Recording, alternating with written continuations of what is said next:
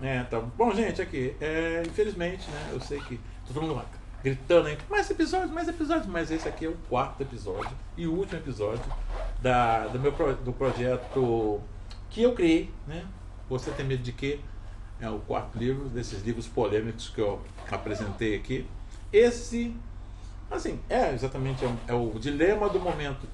Nunca se falou tanto sobre preconceito, racismo, né? Especificamente o racismo com relação às pessoas afrodescendentes, negros, né? Ontem, inclusive, tivemos uma. Tá virando quase uma matéria diária. Todo dia você liga a televisão e tem alguma matéria falando sobre preconceito racial, sobre. E é um negócio tão grande que hoje em dia não pode falar com.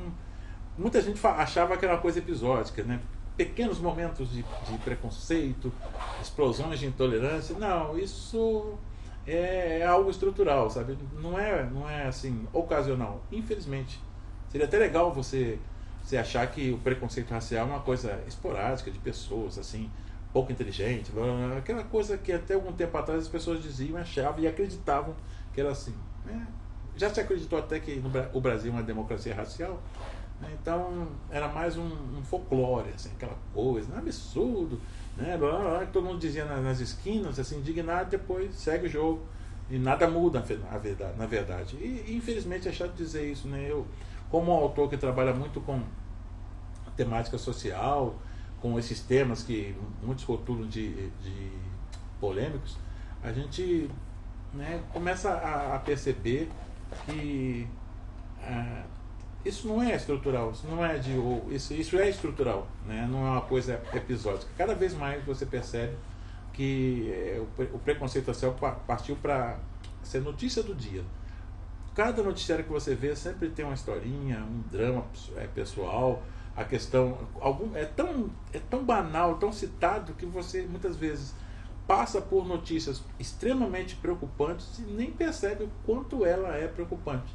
Eu lembro que no início desse ano apareceu um relatório, se não me lembro bem, acho que era do IBGE ou de algum órgão de governo federal, que falava que entre os 15 e os 24 anos, nessa faixa etária, 92% das pessoas atingidas em ações policiais, né, eram negros ou afrodescendentes. E a notícia não saiu nem num grande jornal, sabe? Eu fui ler essa notícia num jornal, num pequeno jornal do interior do Rio Grande do Sul, escrito por um jornalista negro, chamado Sérgio. Ninguém mais falou, nem a grande imprensa simplesmente ignorou, ou se apareceu num pequeno cantinho do último caderno do jornal. Então, não é uma coisa pequena, mas a gente ouve tanto, e em certa medida se banalizou tanto essa discussão, que as grandes questões muitas vezes passam pela paisagem, sabe? É como se um elefante passasse na paisagem e você só olhasse o capim que ele comeu, né? A grosso modo. Então, assim, infelizmente, eu até digo, é uma coisa chata, como eu trabalho com temas sociais, eu fico, por um lado, feliz, porque os meus livros estão sendo lidos e blá blá, mas por outro eu fico bastante triste, até meio frustrado, porque eles serão, infelizmente, não sei, até quando eu não sei, né? Talvez até depois da minha existência, eles serão sempre atuais, né? Livros que eu escrevi há 20, 30 anos, que eu vou fazer 40 anos como escritor, ainda são atuais. Esse é um deles, né? Ele foi escrito em meados de 92, 93 e fala sobre preconceito racial, né? Pretinha eu. Ele conta, aliás, a história é engraçada porque quem lê apressadamente, né, pensa que é uma história comum de preconceito racial, mas na verdade, na minha opinião, o autor, né, a história verdadeira desse livro fala do autorreconhecimento, né? Poucas pessoas, a história é muito simplesinha até, né? É a história dessa personagem aqui, a Vânia, uma negra, né, que ganha uma bolsa de estudo num colégio muito chique, né, de elite pura, chamado Colégio Harmonia. Se conta a história dela, o que ela passa quando entra, que sofre bullying, essas coisas todas, quando entra nessa escola elitizada. Quem conta a história é essa aqui, Isabel, né, que até a entrada da Vânia na escola, a pretinha do título, não tinha percebido o óbvio, que ela também era pretinha. Só que como ela é clarinha, o pai dela e a mãe dela sempre diziam que ela não era negra, era morena clara, né? E essa aqui, a terceira personagem da capa, é o status quo, ou seja, naquela escola é a menina preconceituosa. Ela é chefe, a Carmita, é chefe de um grupo de meninas que passa o tempo todo, desde que a Vânia entra na escola, atormentando a Vânia e buscando modos e maneiras de demonstrar para ela que ela não é bem-vinda naquela escola, porque ela é diferente, entre aspas, né?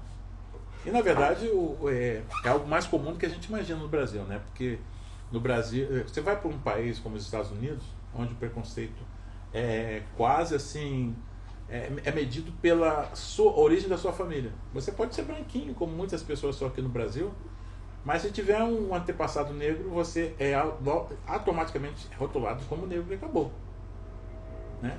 Aqui não, aqui se inventou, né, se é que eu posso dizer isso, a figura do moreno claro, que é talvez assim, podemos dizer que é o negro aceitável, né? E o livro discute exatamente isso. Aliás, como todas as histórias que eu contei aqui, é uma história que teve uma origem até engraçada, né? Se é que você pode dizer engraçada. Eu fui convidado para fazer uma palestra num colégio particular ali em Cosme Velho, né? E entrei no colégio, cheguei, o pessoal da editora não pôde me levar, por alguma razão que eu não lembro mais, e eu fui por minha conta, né? Aliás, essa é a parte mais engraçada, porque estavam esperando o autor no seu carro, ou pelo menos dentro de um táxi, muito chique, que ainda não havia esses Ubers em 99 da vida, né? E o máximo que você ia era num táxi, e tinha alguns táxis que eram rotulados de táxis especiais, né? E imaginou-se que eu ia chegar pelo menos num táxi especial. Foi até engraçado quando eu cheguei assim, eu cheguei num ônibus, num simpático 497, né? Diretamente de Olaria para o mundo, no caso para Cosme Velho, né? E aí o porteiro ficou olhando assim, meio desconfiado. Eu falei, me apresentei como autor que vim fazer palestra, até vencer a burocracia do portão. Foram lá meio 10, 15 minutos, no mínimo, eu não calculei. Aí eu entrei no colégio, fui bem recebido, claro, otimamente recebido, fui para a sala, para o auditório, autografei, tirei foto. E naquela época ainda não tinha celular, então eu escapei dessa dos selfies, também óbvio, né? E finalmente foi sair, né? Mas escritor eu vou usar uma palavra meio forte, mas é uma praga. A maioria das pessoas apenas olha. O escritor, até por dever de ofício, ele vê, né? Aí você vai falar, mas isso não é sinônimo? Não, infelizmente não é, né? Você olhar é passar os olhos, assim, muitas vezes você nem vê, você passa o olho. Agora o escritor vê, né? E a primeira coisa que eu vi e percebi, obviamente, aí sim, ver e perceber são palavras quase homônimas, né? A primeira coisa que eu percebi é que, achei estranho até, o porteiro que me recebeu era branco, o faxineiro e os faxineiros também eram brancos, né? A diretora, a coordenadora também era branca, né? Todos os alunos, sem exceção alguma, eram brancos, né? Aí fiquei assim meio bolado, né? Porque eu vivo numa cidade multiétnica. Aqui temos negros, brancos, azuis, amarelos, rosa-choque, gente sem cor, inclusive, né? Então é impossível na cidade do Rio de Janeiro ter uma escola onde todos, sem exceção alguma, são brancos. Essa foi uma seleção muito criteriosa. Aí não falei nada, porque eu era convidado, é feio você ficar questionando as pessoas desse jeito. Mas enquanto estava descendo, o escritor começou a funcionar, né? Quando estava saindo, aí eu fiz um questionamento que só um escritor faria. O que aconteceria o dia que entrasse uma aluna negra naquela escola? Não ia ser nem preconceito, né? Seria estranhamento. Eu já passei por várias situações de estranhamento, né? Uma que eu lembro, que eu ri muito, foi num lugar chamado Três Passos, que é uma cidade lá no oeste no noroeste do Rio Grande do Sul. Essa cidade é toda colonizada por alemães. Não, assim que eu desci do ônibus da cidade, eu fui também sozinho, né? O pessoal do Rio Grande do Sul gosta muito de botar o autor sozinho para ir naquela cidade do interior. Adoro isso. Aí cheguei lá na cidade, estava sozinho. Eu já senti estranho, porque sabe quando você está andando, e o ser humano tem isso, né? Você percebe ou pressente quando estão te olhando, né? Aí eu percebi que, poxa, todo mundo, eu passava e todos os olhos se convergiam para mim. Aí eu fui andando, né? Cheguei no hotel, levei um choque, porque o cara do hotel, o rapaz atendente, o recepcionista, ele parecia um cara que me recebeu no hotel no interior da Alemanha. Então, será que transplantaram o cara para cá? Mas aí eu segui em frente, peguei o quartinho, foi bem atendido. Aí fiz a palestra de manhã, e era só de manhã, mas não tinha ônibus antes. Eu ia, acho que por volta de 6 horas da tarde. Que só tinha um ônibus que vinha de Porto Alegre, e depois tinha esse mesmo ônibus voltando para Porto Alegre. Aí, fiquei, eu pensei, vou ficar à toa aqui, o que eu vou fazer? Pensei que ia ler, né? Porque eu sempre levo uns livros. Só que assim, o diretor da escola, que eu fui de palestra de manhã, do luterano, ele falou assim: nossa, Júlio, o senhor vai ficar aqui à toa? O senhor não gostaria de falar com as nossas criancinhas da educação infantil? Aí eu falei: não, eu vou lá, né? Mas falar é impossível, são tudo pequeno, não vou fazer palestra pra eles. Aí ele falou: não, mas o senhor vai lá na igreja, eles querem conhecer um autor. Aí sentei lá, fui lá, sentei, fiquei esperando. Aí começaram a ver os menininhos. E aí eu sentei no banco da igreja e um sentou do meu lado. Esse que sentou do meu lado, o lourinho, ele ficou assim, ó. Aí teve uma hora que ele veio, eu botei o braço aqui assim, ele fez assim. Aí eu vi que ele estava querendo. Sei que na terceira vez ou quarta vez, a professora viu ele fazendo isso, falou, xingou, falou um monte no ouvido dele, e ele virou e falou assim: seu Júlio, só me desculpa, mas é que eles nunca viram um negro assim tão próximo. O mais próximo daqui está lá em Juí, a 160 quilômetros. Esse é o estranhamento. Não há maldade nele, né? Ele nunca viu, né? Porque eu imagino que ele pensou o seguinte: deve ser um homem branco pintado, ele está tentando tirar tinta. Isso é até engraçado, eu consigo rir dessas situações. Mas o preconceito é definitivamente sem graça nenhuma, muito perverso, injusto, criminoso. Todos os adjetivos desagradáveis que você puder dar se encaixam nessa questão. O livro procura ser até certo ponto lúdico, não é uma coisa muito forte, porque é um livro que eu pensei em fazer para crianças naquela faixa etária, não porque elas são pequenininhas, mas a partir dos 9 anos, porque como muitas coisas que a gente tem de bom não é ensinado, preconceito também ninguém aprende, ninguém ensina, nem nasce com a gente, né? É aos pouquinhos que a gente vai desenvolvendo, muitas vezes por influência de outros, geralmente por influência de outros. Aí eu escrevi um livro, né? Essa história surgiu desse colégio. Claro que não citemos nomes, porque não tem nada a ver, de repente a escola mudou, não vou estigmatizar ninguém. Mas é para você ver que até numa cidade como o Rio de Janeiro há esse preconceito que muitos estudiosos chamam de estrutural. É que é inconsciente. Já teve na minha família, que eu sou de uma família de brancos com negros, tem até um índiozinho perdido lá também, minha avó, paterno. Muitas vezes o preconceito do Brasil, ele nem não se percebe, agora está se percebendo que ele acrescentou um ingrediente que até pouco tempo atrás, se tinha, não era tão forte, mas agora tem, a violência. Ele está se tornando violento.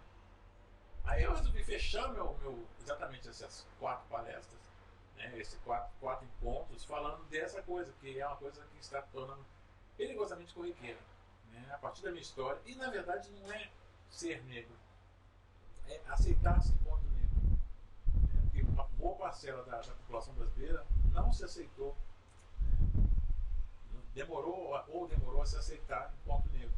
Não vai mudar a vida de ninguém, mas é muito, muito tranquilizador saber o que você efetivamente é, né?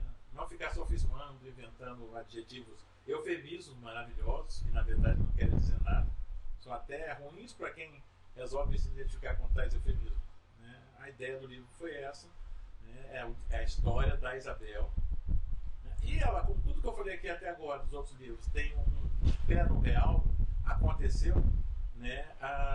Eu vou me arriscar a ser mal compreendido ao dizer que até certo ponto, ou definitivamente, a Isabel sou eu, né? Por quê? Porque quando eu nasci, depois que eu comecei a ter a capacidade de ler, né, foi 5, 6 anos, eu vi minha certidão de nascimento e lá estava escrito que eu era pardo. A rigor, pardo é um desses eufemismos que eu estou falando, porque eu não conheço ninguém pardo. Tem até uma historinha engraçada que, quando eu entrei lá em Bom Sucesso nas Pioneiras Sociais, a professora falou que nós deveríamos encapar a cartilha e o caderno com papel pardo. E meu pai me deu dinheiro para comprar um papel pardo. E obviamente vocês sabem que eu não achei papel pardo, e quando achei ele deu um choque, porque o papel pardo não era da minha cor, era laranja, né?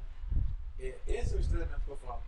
Durante muito tempo eu simplesmente sabia que era pardo, mas pardo não era aquele pardo que você encontrava na papelaria. Eu precisei chegar na faculdade aos 20 anos para descobrir quem efetivamente eu era. Talvez esse seja o grande dificultador, digamos assim, dessa questão racial no Brasil. A gente primeiro tem que descobrir quem é, depois descobrir a nossa autoestima por ser. Porque muitas vezes você se sente diminuído, né? A sociedade tem um bom papel nisso, por você ser negro, porque essa coisa do estrutural tem a ver até com isso. Muitos se sentem inferiores por ser negro, por vir de comunidades carentes, que a história no Brasil é meio perversa. Né?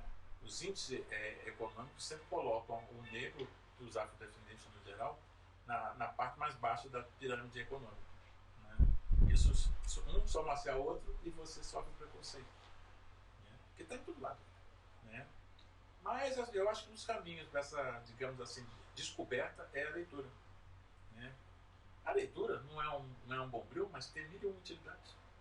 Né? A mais óbvia é você descobrir quem é você. Sabe aquelas 3 perguntinhas que eu já mencionei? Quem eu sou, de onde eu vim, para onde eu vou? Tem a ver com isso também. Né? Então, assim, eu escrevi o livro. Não vou salvar o mundo, não vou ser o redentor da causa negra, né? Até porque o simpático Mário Quintana já dizia que livro não muda o mundo. Livro muda as pessoas que, se conseguirem se juntar e, antes de tudo, se tolerar, mudarão o mundo. Né? É nesse aspecto que eu resolvi, inclusive, criar essa série de pequenos episódios para tentar, porque eu acredito piamente, né? Eu sou considerando aqueles poucos que tem por aí que acreditam que a educação realmente transforma. Né? E a leitura é emancipadora. Né? Um homem que lê, seguramente não vai ficar rico. Eu não vou te prometer que você vai ler uma certa quantidade de livros e vai ficar automaticamente milionário, o Rockefeller do século XXI. Mas você vai descobrir pelo menos o que você é. E isso ajuda pra caramba saber. Quando você sabe o que é, o próximo caminho é efetivamente ser. Né? Então, fiz o livrinho, a particular desse livrinho, que ele também foi, em certa medida, emancipador, que é o primeiro da minha própria editora. Né? E o nome dela é Ogro. Tem várias razões para ser Ogro. Uma delas é o Mark Bloch, que eu mencionei no primeiro episódio. Né?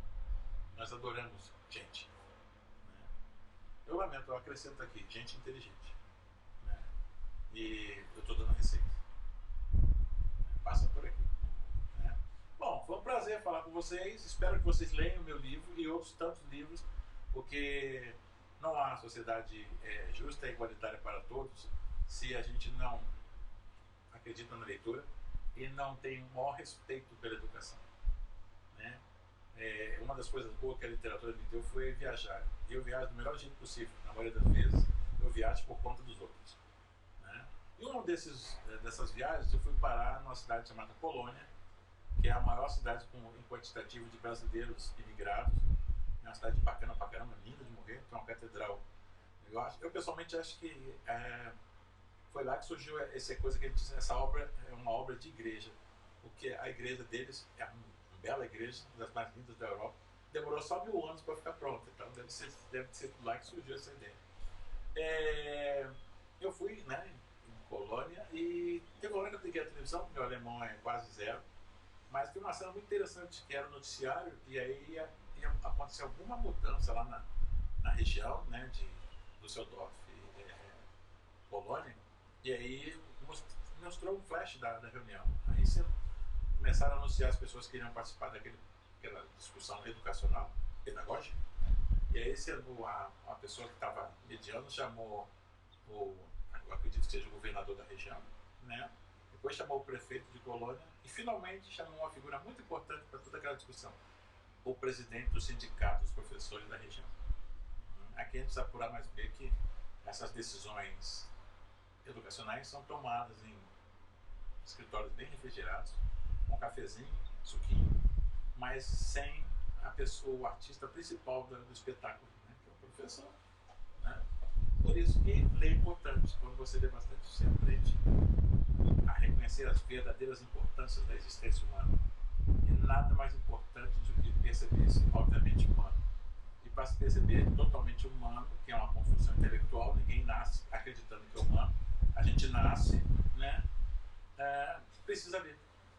A maior prova de o homem não ser inteligente é que é capaz de se expressar através da palavra escrita. Até hoje eu nunca vi um cachorro que fosse capaz de escrever um bilhetinho pelo menos. Essa é a desgraça do humano, ele pensa. Bom, isso posto, um grande abraço, prestigiem a literatura, né? A leitura, escreva cartas, mande e-mails, né? Se expresse. O cara que não se expressa, depressa, some no esquecimento. Viu? Pronto.